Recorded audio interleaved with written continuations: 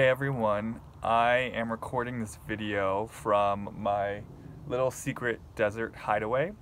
I don't have my mic with me, so the audio might be a little bit rough, but wanted to quickly hop on camera just to respond to all the great messages I've been getting. I've been getting a lot of feedback from my supersized breakdown of everything I see going on Beverly Hills.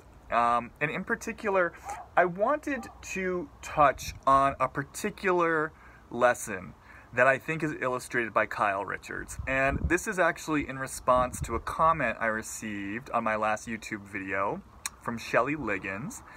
And Shelly writes, someone asked Kyle why she keeps going back to LVP when LVP hurts her in some capacity. Kyle said she's never known great relationships, like sibling relationships, and looks to Lisa like an older sister. She keeps running to Lisa because she has no one else. At the time her and her sisters were not speaking, Kyle said she wants to hold on to Lisa because she has no one else. And then she goes on for a little bit. This is a really important point to hit, and it's definitely the next step in what I was speaking to with regard to Kyle in my last video. I was definitely tough on Kyle. Basically, I was saying, look, Kyle, you keep saying I love LVP, but I love LVP, but you're not actually really willing to accept her for who she is. And in that place, you are actually not a very good friend to her because you're holding on to this resentment and you're holding on to this demand for her to change. And in that place, you have conditions on your relationship with Lisa Vanderpump, which then manifests itself in these moments where there is this anger or this desire for accountability that rears its head in kind of an ugly and insensitive way. So even though Kyle may be trying to hold on to the relationship, she may be trying to hold on to the parts of the relationship that she loves and that feel good. She's also ultimately not being a good friend to Lisa Vanderpump while being mad at Lisa Vanderpump for not being a good friend to her. So I spoke to this in the last video. And in the last video, I mentioned how it's really time for Kyle to make a choice. You know, is it time for her to draw a boundary?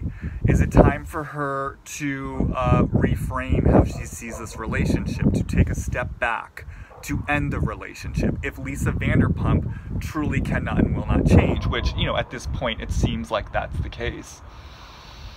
And what I love about Shelly's comment is that this does take us to the next step of Kyle's emotional journey, which is if Kyle is to let herself feel and know the limitation of this relationship, meaning if Kyle, let's say, takes my armchair advice and decides to be very direct and upfront with Lisa Vanderpump about what she perceives as a limitation in their friendship, about boundaries she needs to draw in the relationship, and if Lisa Vanderpump cannot meet her there, and Kyle then has to remove herself from the relationship, Kyle then has to create a boundary in the place where she's not going to be seen or heard by LVP, Kyle then has to feel the pain and the loss and the grief of that relationship.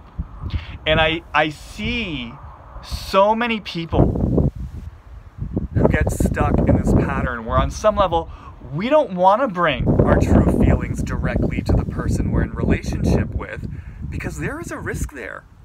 There is a risk that we will come up against the limitation of that relationship, the place where our partner cannot or will not meet us. And in that place where they cannot and will not meet us, we might then have to draw some serious boundaries that mean some form of disconnection from someone we love. And in that place, there is pain and there is sorrow. And we will do anything to avoid that pain and that sorrow.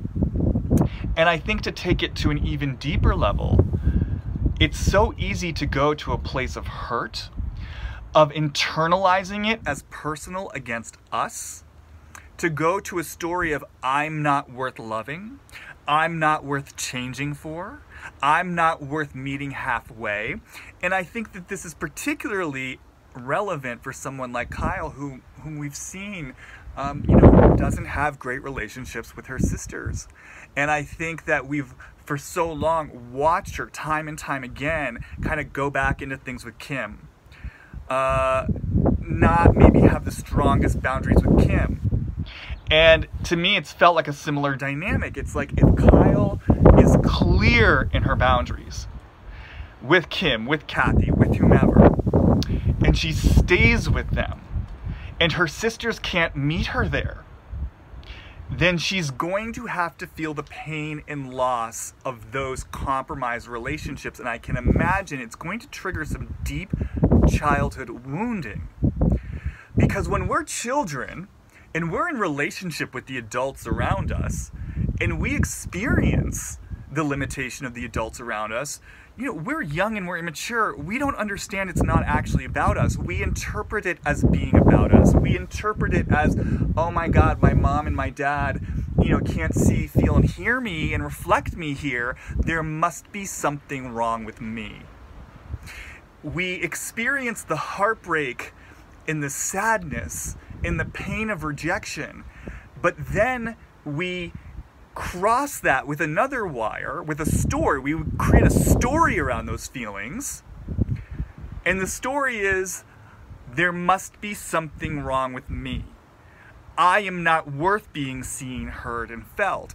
And so then what happens is we hold on to that marriage as we get older. As we get older, we hold on to this idea that this place where I'm not seen, met, or heard means I'm not worth being seen, being heard, being felt, being reflected. A story gets triggered, but the story isn't actual reality. The story is just a childhood perception based on our limited information of the world.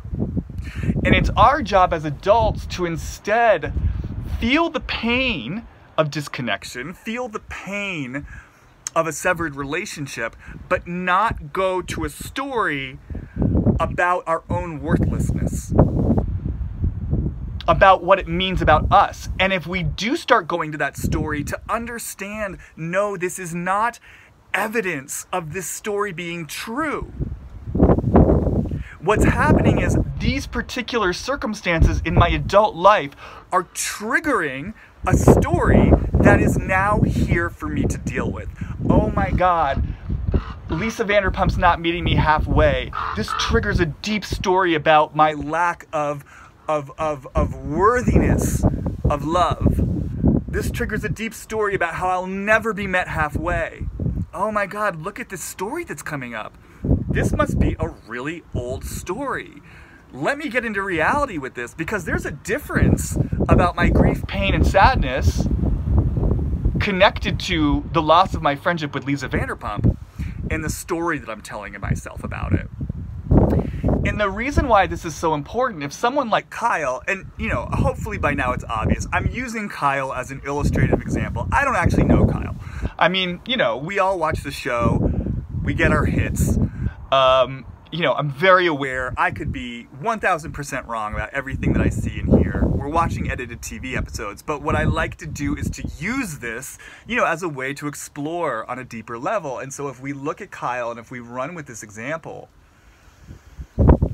if Kyle uses this opportunity to draw the boundary with Lisa Vanderpump, to stop hiding her true feelings, to risk that visibility, to risk the disconnection, to risk the pain, to risk feeling the pain of an old story that's no longer true, what she then does is she creates all this space to bring in new relationship.